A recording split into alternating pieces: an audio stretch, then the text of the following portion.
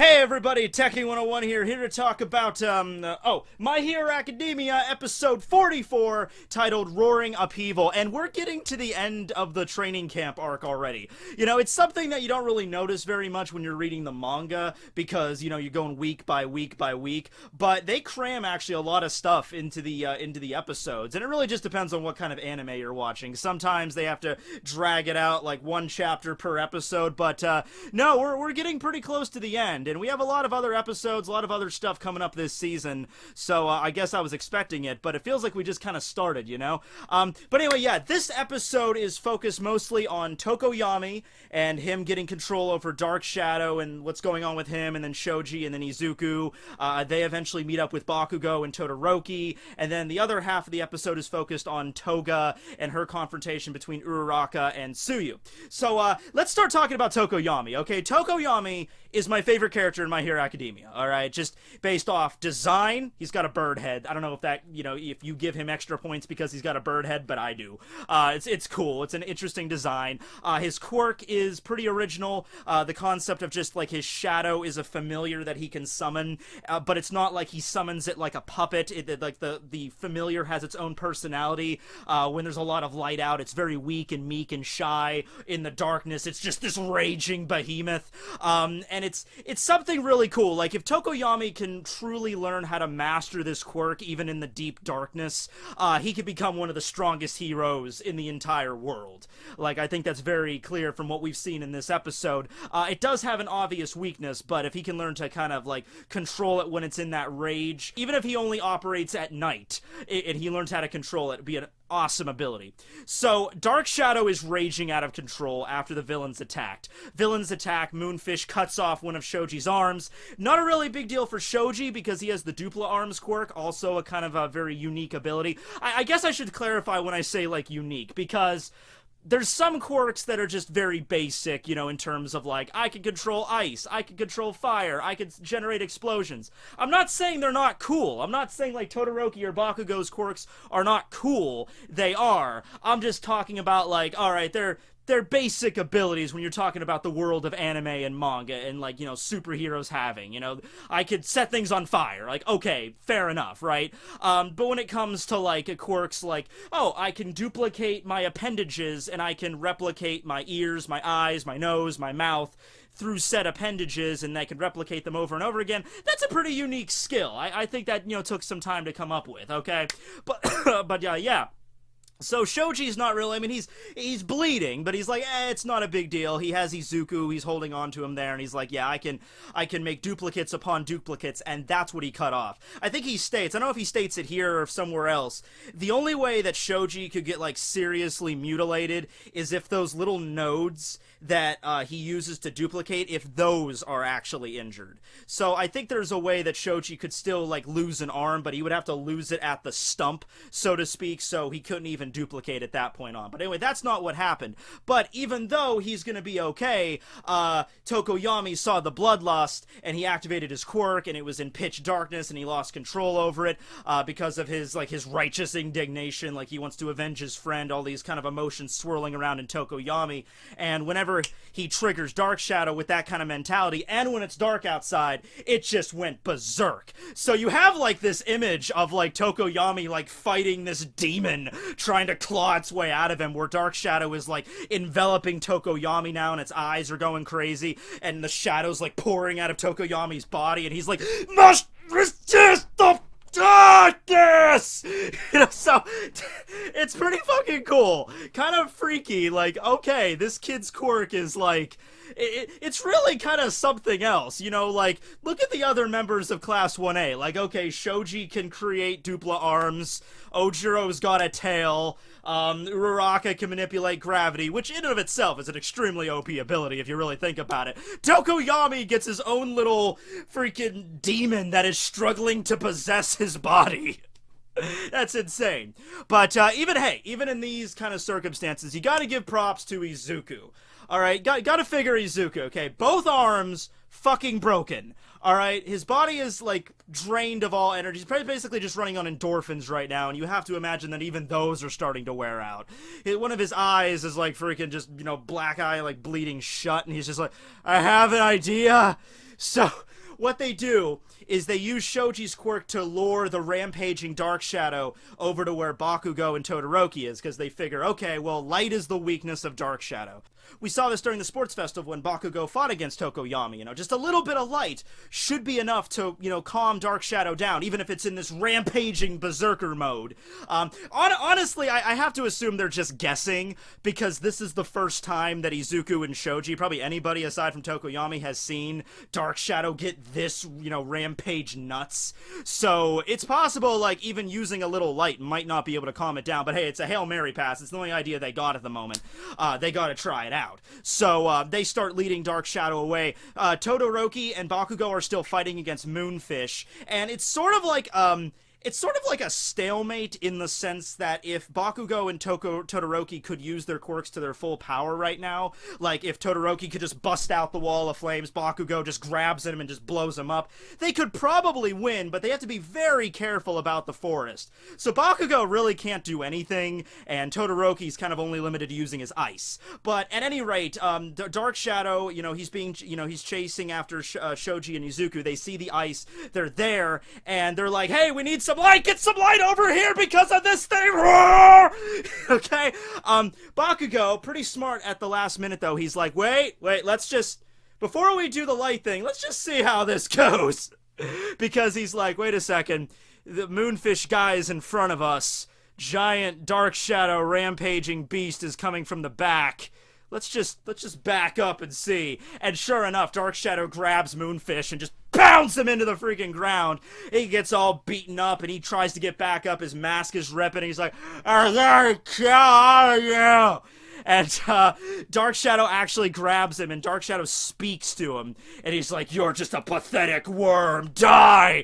And just chucks him into the freaking forest through like 16 trees. And just gets knocked against and gets conked out and he loses consciousness. Now, here's the thing, like, Moonfish could have totally died. Dark Shadow could have totally killed him at that point. I want to say that maybe at that moment, Toko Yami is, like, pulling him back, just like, you can't kill him, you can't kill him. Because that totally could have went south in a variety of ways. You know, Moonfish could have died there, straight up murdered, and we could, look. Once again, going back to this, what I addressed in the last episode, like, it's not even, like, about, like, the fact that the heroes fought back and they defeated the villains and one of them happened to die in the process. Think about what that would do to Toko Yami. Think about that. After Toko Yami regains his consciousness, after Dark Shadow gets, you know, dispelled with the light, Toko Yami has to sit there and be like, is he dead? Like, oh yeah, he's dead. Dark Shadow, like, broke his neck. Like, this guy is fucking dead. Toko Yami has to sit there and be like, oh my god. My quirk got out of control because of me, and it ended up killing someone. Oh my god. This was not revelry in the dark, damn it! This was not revelry in the dark! This was straight up murder in the dark! So, you know, he kind of dodged a bullet there. I'm assuming Toko Yami was holding it back as much as possible, but can you imagine if that actually went down? Alright, so after that, Todoroki and Bakugo use their quirks. They you know, they show up, because it's not even like, because Dark Shadow is like this huge thing. They just get close to Toko. I keep confusing Todoroki and Toko Yami. I gotta be very careful when I'm saying their names. They just get close up to his actual physical body and then use their quirks, and the light dispels Dark Shadow. And after he gets dispelled, you know, Toko Yami comes back to his senses, and I guess unless he has to willingly activate and trigger Dark Shadow. Okay, so as long as it gets dispelled, it's not like, okay, as soon as we turn off the lights again, it comes back out. You know, Toko Yami has to actually will him to come out. And as long as he doesn't will him, he should be okay. So he's there, and he's just kind of like panting, like, oh my god, I'm so sorry, guys. I'm so sorry, Shoji. Shoji kind of just tells him, hey man, it's cool, brother. It's okay, it's cool. Kind of setting up that Shoji and Toko Yami sort of have like a bro-ship going on here. Not like that, but you know, like I could see them two like working together when they become professional heroes. Kind of the same thing with like Uraraka and Tsuyu. You know, you can kind of see them like working together once they become professional heroes. Okay, anyway.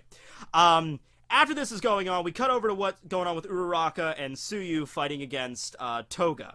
And Toga is, how to describe Toga? So, she constantly acts like she's high on love. And the only way for me to properly describe what I mean by high on love is just like, oh my god, you guys are so cute. I want to suck the blood out of you. Basically kind of like that on constant. You know, it makes me wonder. Toga is, she's in high school, right? She's wearing the high school girl uniform around.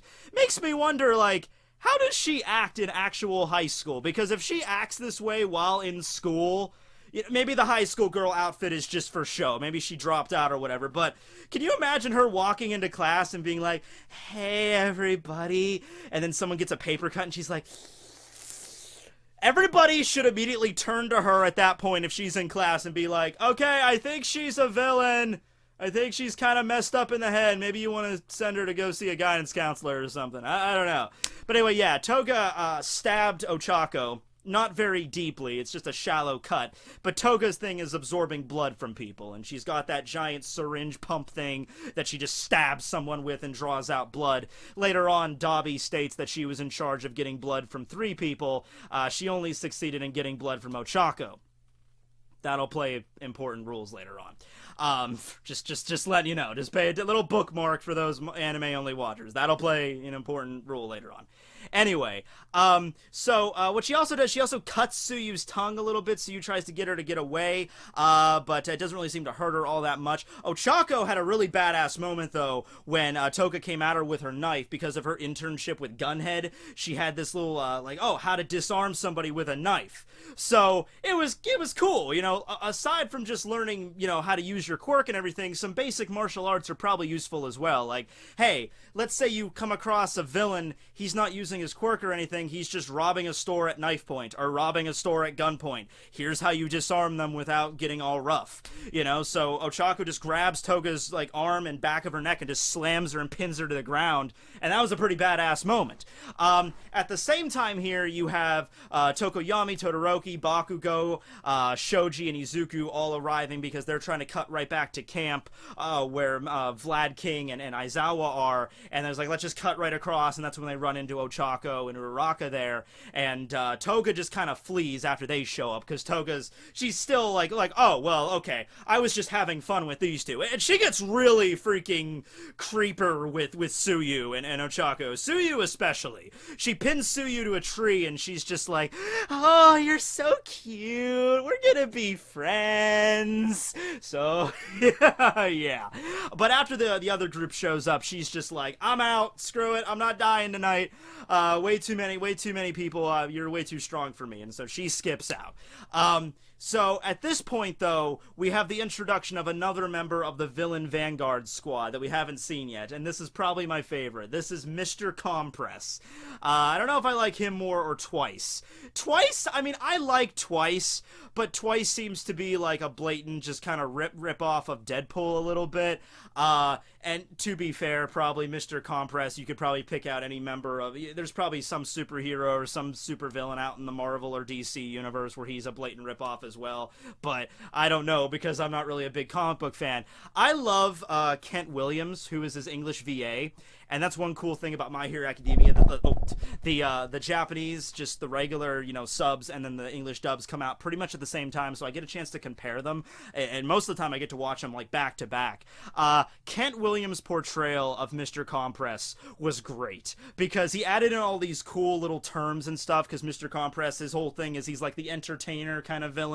He's got the top hat and the trench coat and the cane, and he's like, I am an expert of escapology, and then he's like, reporting to all members of the squad, please fall back to the extraction point to take our last bow of the evening. Like, he's so freaking suave, I just love him. And his quirk is also kind of OP. It allows him to compress people and things down into little kind of marbles and just keep them with him. I don't know how it's triggered. I don't know, because it seems rather OP, don't you think? because Bakugo and Toko Yami, two very strong students that have these really powerful quirks, all he had to do, he just took them by surprise, I guess just kind of touched them or like tapped them with his cane and just popped them into freaking marbles, and they're completely helpless while they're in marble form. And he's just like, oh yes, these are pretty interesting trinkets I managed to procure. And that's all there is to it. So, yeah, very overpowered kind of quirk. Probably hinges on taking the opponent by surprise or something like that. But, yeah, so he captures Bakugo as well as Toko Yami. He states, well, Bakugo was one of our prime targets, but Toko Yami, he took out Moonfish. He's pretty strong as well. And the whole time, he's just like, because Izuku's like, give back Kachan! And he's like, oh, give him back. He's not property. I just want him to see the other side of the spectrum. And I'm just sitting there like, okay, well, if he's not property, then why don't you ask him to come along with your villainous team? Hell no, I'm not going with you bastards. Oh, okay, well, we thought we would ask. You know, so it's kind of hypocritical there. Just like, he's not an object. I know I literally just turned him into an object that I'm going to keep in my pocket now, but he's not an object, you know, so very, very condescending, but also very suave, very collected. I like the entertainer aspect of Mr.Compress there. Okay, so, yeah, they attempt to go after him, and they come up with this really clever way to do it, combining all their quirks together, basically. So what the deal is here is you're gonna get Shoji and Izuku and Todoroki together, and then you're gonna use Ochako's zero gravity to reduce them to weightlessness, and then Tsuyu's gonna wrap her tongue around them, and then throw them all, and then Shoji's gonna use his dupla arms to angle, you know, their descent and pattern the right way, and then, you know, to line up, because Mr.Compress is like hopping through the trees and stuff like that. He's a very lightweight, very limber kind of dude. And I don't think that has anything to do with his quirk either. I think he's just very good at running away, very acrobatic kind of dude. He's probably like in the circus or something at some point. And then that's when Ochako releases her gravity, and then they drop down on Mr.Compress. And the plan pretty much works. Although there's one scene where I have to bring it up just because it was something that I'm sitting there watching, and I'm like, okay, where's this going? So there's a scene where Izuku is describing this plan to everybody, and Ochako is like, hold on a second, I want to do something for you. And she just rips off her shirt. Now, she's got, like, her undershirt, like a tank top underneath. But it's a very weird scene where Ochako is just like, hold on, Izuku, I gotta do something for you. Just rips off her shirt, like, okay, boobs, where's this going? But no, she takes off her shirt and she uses it to make a splint for Izuku, because his arms are all messed up. But I'm just sitting there like, oh, okay, I'm gonna do something for you. And just, okay, where's this going? You're gonna die, so maybe just one okay, I'm getting off the rails now. But yeah, their plan works out fairly well. They managed to land a blow on Mr.Compress. They managed to slam him right to the ground. Bad news is it was right in front of Dabi and Twice and Toga. And Twice is like, oh, I don't know these kids. I know who they are. So that's how the episode ends. Now, one more thing to bring up. And this was something that was just absolutely terrifying, if you really think about it. So remember how when Dabi was on the cliff and all the members of the Vanguard unit were gathering together? By the way, Magni and Spinner were also subdued by Tora and Mandalay, respectively. And they bring up, by the way, that Spinner never really showed them his quirk, the lizard dude. We just saw that crazy knife sword thing. Yeah, and so Spinner's going on and on. Spinner is like, you have to understand with Spinner, he is not just like a fan of Stain. He views Stain as like his Christ figure. Because he's like, Stain's will lives on inside me. I will never give up. And, you know, last episode, he saved Izuku from getting killed or being attacked by Magni solely because, you know, Stain saw him fit as a true hero. Like, he passed Stain's process. I can't let him die. So, yeah, Spinner views, like, Stain on, like, next level benefactor kind of shit. But anyway, yeah, those two get subdued. But remember when Dabi was talking about how there's 10 members of the Vanguard Action Squad? We've only seen 9 up to this point, with Mr.Compress being the 9th one we've seen.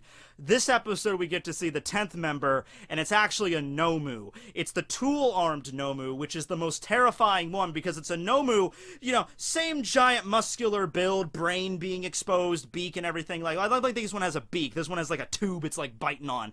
But it can extend like various power tools out of its body. and we just see it being, like, chasing down, the Class 1B dude with the weld quirk and Momo through the, Iwase, I think his name is, just chasing them through the freaking forest. So, imagine this horror scene where you see Iwase and Momo walking through the woods, just like, okay, we gotta try to get back to the camp. What's going on? Oh man, it's so dark in here. And they just, out of the trees comes this giant, like, 8-foot fucking Frankenstein monster, power tools, chainsaw drill. Like, can you imagine that shit?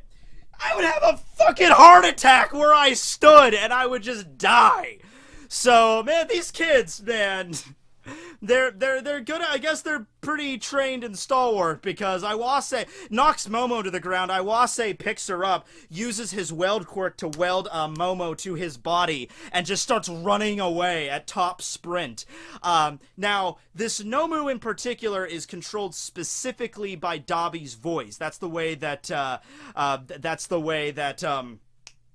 I'll remember his name. Hold on. There's so many T words. Toga, Toko Yami, Todoroki. Oh, man. Tomura, there you go, yeah. Tomura programmed it in order to just listen to Dabi's voice. And so Dabi was just saying, like, oh yeah, thanks twice for reminding me. It probably killed 1 or 2 people by now. Like, it's just yeah, hey, monster, go and just kill whoever you see. And it's like 20 minutes later, and Twice is like, hey, shouldn't you call it back? And it's like, oh yeah, I probably killed somebody by now. Yeah, come on back, you Nomu bastard. And so it stops in the middle of chasing after Momo and Iwase, and it walks away. And in that moment, Momo, even though she's, like, bleeding from the head, probably has a damn concussion, she's like, you know, she makes a tracking device and asks Iwase to attach it to the Nomu using his weld quirk. He can take any 2 objects and permanently fuse them together. Oh, that's his quirk. So he fuses this little button tracker thing to the Nomu as it wanders, or, like, lumbers off into the woods. But, yeah, that thing is terrifying. So, yeah, that's the episode there. Next episode it's probably going to be wrapping up this arc, the training camp arc. Lot of stuff to unpack. A lot of stuff went on here. This is going to be like a game changer kind of thing, and open up, like, this is one of those arcs that immediately opens up to the next one, as I'm sure even, like, anime only watchers, you could tell where this is going. I was like, well, Bakugo got captured in this episode, so I wonder where this is going to go. But anyway, thanks for watching. And one more thing before I go is that you see a scene with Aoyama hanging out in the bushes, because we haven't really seen what was going on with Aoyama this whole time, and he's just kind of next to Dabi and Twice, like, shaking, terrified of what to do. So come on, Aoyama, come on. I know you're French, but you can do this. You can man up, and you can take these guys down. Actually, Aoyama, it makes me kind of wonder what would happen if he just, like, jumped out of the forest, point-blank navel laser right in Dabi's face. Like, what would that actually do? Just rip off his head? Or it doesn't have to be the head, just aim at the chest. But yeah, it'd be you could do this. You could do this, Aoyama. I have faith in you. Alright, well anyway, thanks for watching. It was a really intense episode. A lot of stuff from Toko Yami, a lot of stuff from Ochako. So, yeah, thanks for watching, everybody. Tekking101 signing out. Later.